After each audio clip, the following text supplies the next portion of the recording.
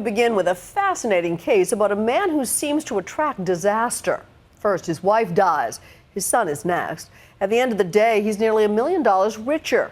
So is this someone who simply cannot escape tragedy, or is he the master of a ruthless insurance scheme? His second wife didn't believe it at first until she says she discovered he'd taken out a $1.2 million insurance policy on her life. ABC's Lindsay Davis has the chilling story.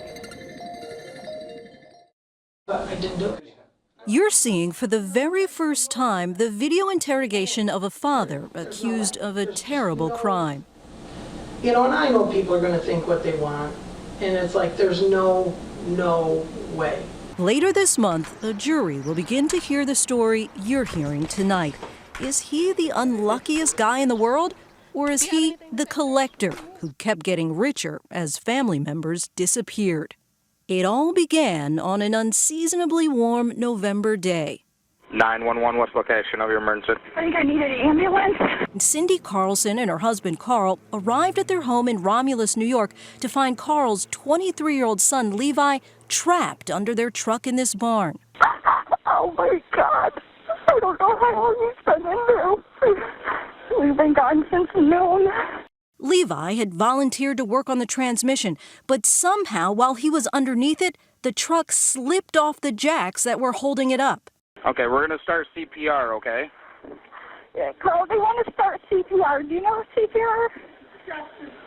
His chest is crushed. Levi Karlsen, Karl's only son, was dead. The officers at the scene didn't see anything out of the ordinary. They saw what appeared to be two grieving parents and what appeared to be an accident. Of course, there were questions. It turned out Karl had recently taken out a $700,000 life insurance policy on Levi, and Levi had signed a handwritten will leaving everything to his father. But at the time, authorities say they didn't know about the life insurance policy or the will. It was all ruled a tragic accident, a once-in-a-lifetime tragedy that had actually happened to Karl Karlsen before.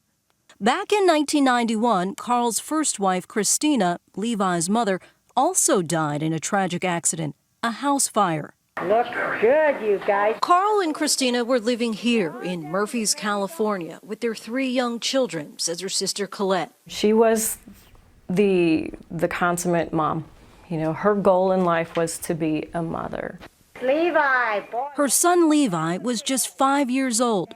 Karlsen told police that Christina was in the bathroom when some kerosene that had spilled suddenly erupted in flames. He managed to get the kids out, but Christina was trapped in the fire. When you get a call like that, you're just in shock. Her sister Colette tried to move forward from her grief, but there were 2 things that gave her pause. Karlsen had taken out a $200,000 life insurance policy on his wife. That doesn't sound like a lot by today's standards, but in 1991, it was a lot of money. And the window to the bathroom had been boarded up with 17 nails. When I found out that it was boarded, I just was in shock. Karlsen told investigators the pane had broken, so he temporarily covered the window to keep the cold out. And police quickly ruled it an accidental fire. Christina's family had their suspicions, but Colette says for the good of the children, they put the best face on things, as Karl quickly moved across the country to New York State and remarried. I had to set aside all of my suspicions because I was absolutely going to make sure those kids knew their mother. But that all changed the day Colette found out Levi was dead. I knew Karl did it. I didn't know what he had to gain, but I knew he did it. But then in 2012, another member of the family contacted the New York police.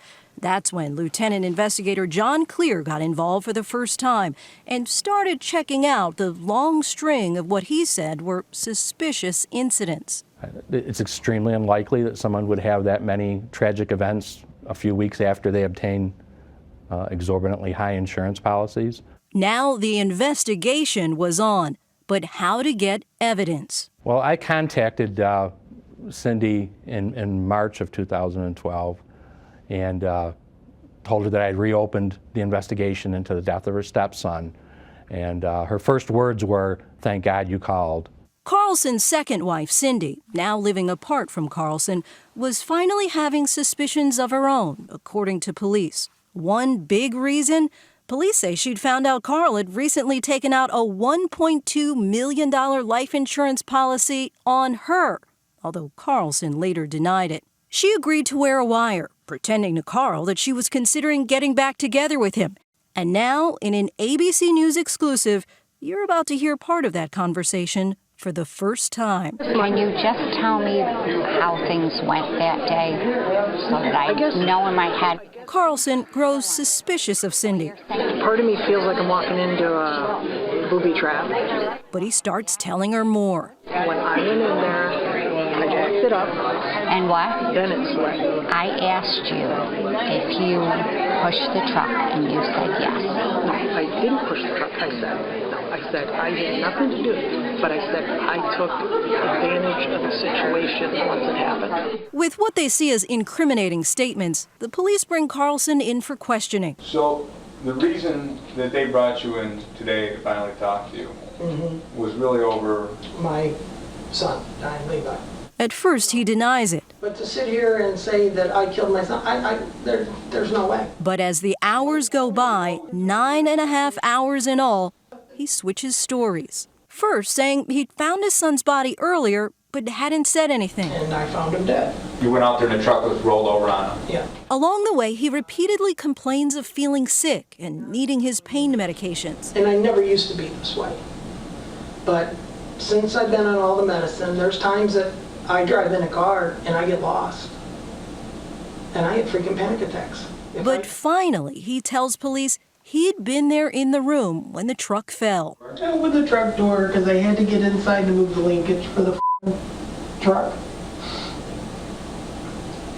And when I did, it tipped. It just fell over. But according to the prosecution, he did it all for the insurance money. Karlsen has pled not guilty. His lawyer, speaking on his behalf, says he respectfully disagrees with the court's recent decision to allow the jury to hear the recorded conversations Karl Karlsen had with his wife and the videotaped interrogation. But Colette Bousson is angry that authorities in California didn't investigate her sister Christina's death more vigorously 20 years ago. We all raised our concerns that we thought the fire looked very suspicious. Stand right there, Chris. The district attorney from Calaveras County said her office is now actively investigating the death as a homicide and cannot comment on an active investigation. But now, even with Karl Karlsen in jail awaiting trial, Colette and her family say they're filled with regret that they didn't do more to help Christina leave the man who they think was responsible for her death. I mean, you live with that. Like, did we make the wrong decision? I'll have to live with that. For Nightline, I'm Lindsay Davis in New York.